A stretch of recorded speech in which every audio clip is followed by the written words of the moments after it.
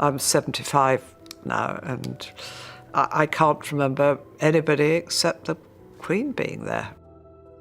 Behind Kensington Palace's gilded gates, a quiet rebellion is brewing. Despite time, titles, and royal protocol, the Wales children are drawing a sharp boundary Queen Camilla cannot cross. Prince William strictly forbade George, Charlotte, and Louis from calling her the one word every grandmother expects to hear. Driven by fierce loyalty to Princess Diana's legacy, Princess Charlotte and her brothers keep Camilla strictly at arm's length with a detached nickname. Here is the explosive truth behind the forbidden title. The rule nobody talks about. Okay, so let's start with the part of this story that barely anyone brings up, because it happened years ago and it happened quietly. Back in 2022, royal biographer Angela Levin published a book that included a detail about William that's honestly kind of fascinating when you sit with it. According to that reporting, William wanted his children to understand something very specific about Camilla. She's their grandfather's wife. That's it. That's the role. Not a stand-in for the grandmother they never got to meet. Not a replacement, not an upgrade, not anything trying to fill a space that, in William's eyes, only belonged to one person. And the phrase that got attached to this whole thing was that the children have two grandfathers, but only one grandmother. Sit with that for a second. That's not a throwaway line. That's a boundary. That's a father making a decision about how his kids would understand their own family tree, and doing it early before George, Charlotte, or Louis were old enough to have any confusion about it themselves. And when you think about the timeline, it makes a lot of sense. Diana died in 1997. William was 15. He grew up as one of the two people on Earth who understood exactly what losing her meant, in a way nobody else in that family, including Charles, could fully share. So by the time he had his own kids, he wasn't figuring out his feelings about Camilla in real time. He'd already had decades to sit with it. Let's also think about the bigger picture that this decision was made inside. Charles and Camilla got married in 2005, which means by the time George was born in 2013, Camilla had already been part of this family in some form for 8 years. She wasn't new. She wasn't a surprise addition showing up right as the grandchildren arrived. She'd had time to become a known, steady presence in Charles's life, long before there was ever a question of what the kids would call her. But steady presence and grandmother are two very different categories, and that's really the distinction William seems to have been drawing. It's not that he didn't want Camilla around his children.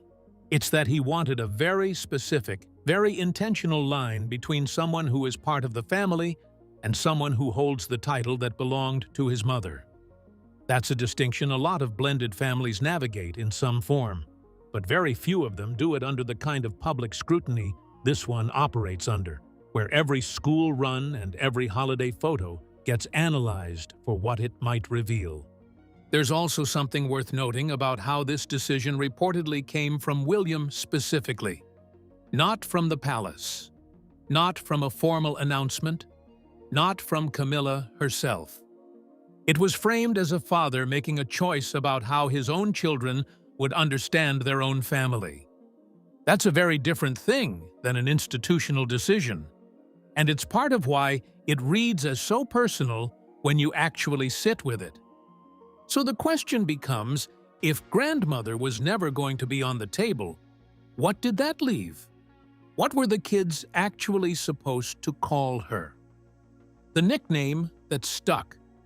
This is where it gets a little unexpected, because instead of grandmother or granny or nana, the name that's reportedly stuck for Camilla within the family is Gaga. Yeah, Gaga.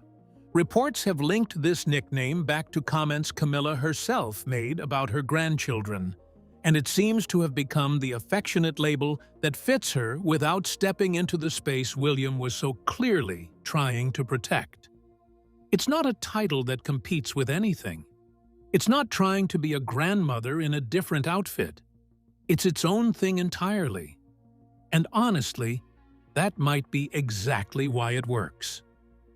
Now, coverage has varied a bit on exactly which of the royal grandchildren use it and how consistently, so we're not going to pretend this is some perfectly documented, universally agreed upon fact carved in stone.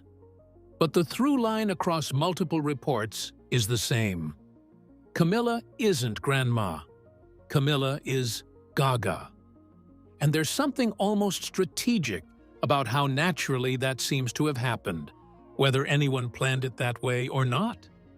It's also worth pointing out how different this is from how most grandparent nicknames come about in royal circles, or honestly, in most families in general. Usually, a nickname like that comes from a toddler mispronouncing a real word. Grandma becomes Gam Gam. Grandpa becomes Boompa. It's an accident of baby talk that just sticks because it's adorable and nobody wants to correct it. But Gaga doesn't sound like a mispronunciation of grandmother at all. It sounds like its own invention, something that emerged specifically because grandmother wasn't the word being used in the first place. If the reporting is accurate, that it traces back to Camilla's own comments about her grandchildren, that tells you this wasn't an accident the family stumbled into. It was closer to something Camilla herself helped shape, whether consciously or not, into a name that could exist without competing with anything. Think about what that nickname actually does. It gives the kids a warm, casual, affectionate way to relate to her, without ever putting her in direct comparison with Diana. Nobody has to choose. Nobody has to rank one grandmother against another. Camilla just gets to be Gaga, a totally separate identity that exists on its own terms. And honestly, when you think about how much tension could have existed here, that's a pretty graceful outcome. A word was found that let everyone move forward without anyone having to lose anything. It's easy to forget, watching all of this play out in headlines over the years, that at the center of it are just kids trying to make sense of a fairly complicated family tree. George, Charlotte, and Louis never met Diana. Everything they know about her comes from photographs, from stories William and Kate have chosen to share, from the way she's remembered publicly by an entire country that hasn't stopped talking about her since 1997. That's a lot of weight to hand a child, even gently. Giving them a completely separate word for Camilla means they never have to hold Diana's memory and Camilla's presence in the same sentence unless they choose to. The categories just don't overlap, and that, more than anything, might be the real reason the nickname stuck as well as it did. So if the boundary was drawn and the nickname found its footing, what does the actual day-to-day relationship look like now? Has it stayed distant and careful, or has something warmer developed? What's changed with Charlotte specifically? Here's where the story shifts, because later coverage paints a noticeably different picture than what you'd expect from a relationship that started under such careful, deliberate rules. Reporting has described Camilla's relationship with Charlotte specifically as seemingly warm. Not distant, not tense, not something the family is quietly managing. Warm. And Charlotte has reportedly been noted as acting like a genuinely good representative of the royal family at public events, which, if you think about it, is a pretty significant shift from a story that started with William drawing a really specific emotional line in the sand. It makes you wonder what actually happened in between. Because kids don't just absorb a family rule about who's who in their family tree and stop there. They form their own relationships. They have their own instincts about who they like being around, who makes them laugh, who they feel comfortable with at a stiff public event surrounded by cameras and strangers. Charlotte, by all accounts, has grown into someone who handles those public moments with a surprising amount of poise for someone so young, and Camilla being part of that picture says something about how the relationship has actually developed over the years, separate from whatever boundaries existed when Charlotte was a toddler. It's also worth thinking about what it actually takes for a royal child to be described as a good representative of the family at public events. That's not a small compliment in this context. These events are stiff, they're formal, they're watched by crowds and cameras, and even adults who've been doing this their whole lives can look uncomfortable in front of that much attention. For a child to be singled out as handling that well says something about how comfortable she's become in that environment overall, and Camilla being part of that comfort, rather than a source of tension within it, tells you a lot about how the relationship settled once the early boundaries had done their job. You also have to consider that Charlotte is growing up watching how her father talks about Camilla, how her grandfather talks about Camilla, and how the two of them interact in front of her at every family gathering she's old enough to remember. Kids pick up on tone far more than they pick up on formal titles. If the adults around her treat Camilla as a warm, familiar presence rather than a complicated one, that's going to shape how Charlotte relates to her regardless of what she's technically supposed to call her. In a lot of ways, the nickname was never really the thing doing the heavy lifting here. It was just a marker for something bigger, which is how comfortable everyone chose to be with each other once the initial line had been drawn. And that's really the most interesting part of this whole story. It's not really a story about conflict. It's a story about two very different things existing at the same time. On one hand, you have William making an early, intentional decision about protecting Diana's place in his kids' lives, something the biography attributed to him directly. On the other hand, you have Camilla and Charlotte apparently building something genuinely warm on their own terms years later, once the initial boundary had already done its job. Those two things aren't actually in conflict with each other. William wasn't trying to keep Camilla at arm's length forever. He was trying to make sure his kids never felt confused about who Diana was to them. Once that foundation was set, there was room for Camilla to become whoever she was going to become to those kids, on her own terms, at her own pace. So where does that leave things now? What does this actually tell us about how this family works when the cameras aren't rolling? What about Charles, George, and Louis? Before we get to the bigger picture, it's worth pausing on a couple of people we haven't really talked about yet, because they're part of this story too, even if the reporting leaves more questions than answers.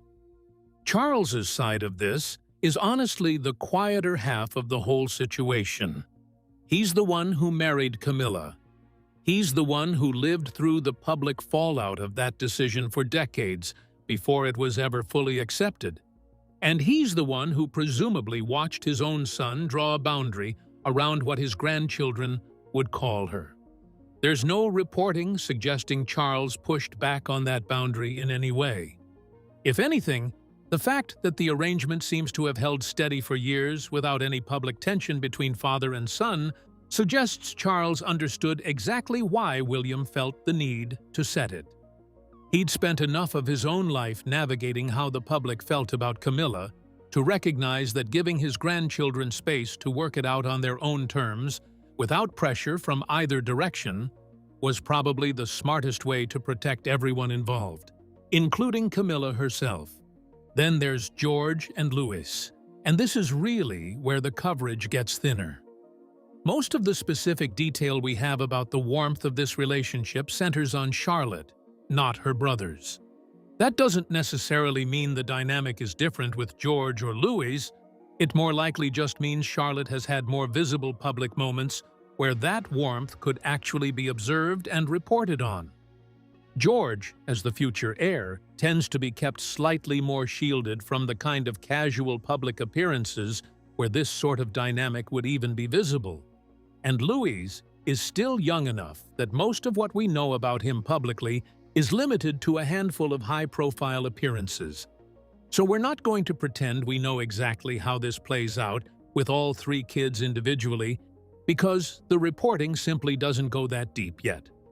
What we can say is that whatever framework William set up, 2 grandfathers, 1 grandmother, presumably applies evenly across all 3 of his children, even if only Charlotte's version of that relationship has been visible enough to make headlines so far. So where does that leave things now? What does this actually tell us about how this family works when the cameras aren't rolling? The bigger picture. When you step back and look at the full arc here, 2022 to now, it's honestly a pretty rare example of a really sensitive family dynamic being handled with a surprising amount of thought. You've got a father who lost his mother as a teenager, making sure his own children understood exactly who she was to them, even though she died before any of them were born. That's not a small thing. That's a man actively protecting his mother's memory through the next generation, using a nickname distinction as the tool to do it. 2 grandfathers, 1 grandmother. It's simple, but it's airtight. And then you've got Camilla, who by most accounts has never publicly pushed back against that framing, never tried to campaign for a bigger title, never made this about her own feelings in front of the cameras. She just became Gaga. She let the relationship build itself slowly on whatever terms the kids were comfortable with. And based on how things look now, particularly with Charlotte, that patience seems to have paid off. It's worth remembering, too, that this family does basically everything under public scrutiny. Every lunch, every school run, every public appearance gets picked apart and analyzed by people like us. Even ordinary family moments can quickly become headlines, with every interaction examined for hidden meaning. So the fact that this particular dynamic seems to have settled into something workable, something that protects Diana's memory while still allowing Camilla to have a real relationship with these kids, is actually kind of remarkable. When you consider the complicated history involved, there were countless ways this situation could have turned bitter or uncomfortable. Instead, they appear to have found a balance that works, even if it isn't perfect or entirely free of tension. Charlotte, specifically being described as warm with Camilla, and as someone who represents the family well publicly, suggests she's grown up without carrying any weight or confusion about the situation. She seems to know exactly who everyone is to her. And that's really the best possible outcome William could have hoped for when he made that decision all those years ago. There's also a bigger pattern here worth naming, even if it's a subtle one. Blended families, royal or not, tend to succeed or struggle based on whether the adults involved can separate their own history from what they hand down to the next generation. William had every reason to carry complicated feelings about Camilla into his adult life, given everything that happened during his parents' marriage and its aftermath. But by all accounts, he made a clear decision not to let those feelings dictate how his own children would experience her. He drew the line where he needed it, around Diana's memory specifically, and then let everything else about the relationship develop on its own terms. That's a pretty deliberate act of separating his own history from his kids' future. And it's part of why this story reads less like family drama and more like a fairly thoughtful piece of parenting playing out in public. And Camilla's side of it matters just as much. Stepping into a family with that much history, that much public grief still attached to the previous generation, and choosing not to push for a bigger title or a faster relationship takes a certain amount of restraint. She could have leaned into being called grandmother the moment George was born. Instead, by the reporting we have, she let the family set the terms and let the relationship with each of the kids build at whatever pace felt natural to them individually. That patience is probably underappreciated, given how much of royal reporting tends to focus on tension rather than on the quieter moments where things just work. So here's what we're left with. A boundary that was never really about excluding Camilla, a nickname that let everyone move forward, and a relationship that, if the reporting holds up, has grown into something genuinely warm on its own timeline. So that's the real story behind why Camilla's grandkids call her Gaga instead of Grandma, and how that whole dynamic has quietly evolved over the years. If you liked getting into the details on this one, hit subscribe so you don't miss the next royal deep dive, and drop a comment letting us know what royal family story you want us to unpack next. Thanks for watching, and we'll see you in the next one.